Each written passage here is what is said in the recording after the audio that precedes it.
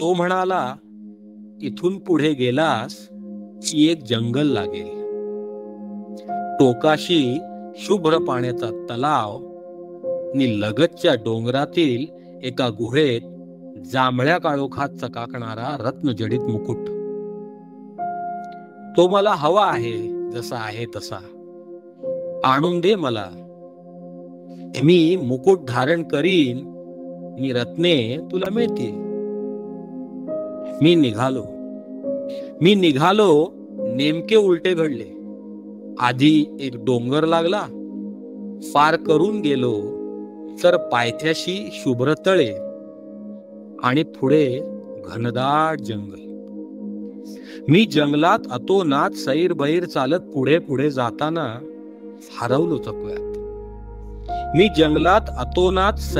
चालत पुढे पुढे जाताना हरवलो चकव्यात. थकलो. अविश्रांत गुडघे टेकले हतबल होऊन. माझ्या मेंदूचा मुकुट डळमळलेला आणि डोळ्यांच्या रत्नांचे खडे बाहेर उन्मळून येत आहेत. हा भास निरंतर चकाकणारा. कवी अशोक बागवे.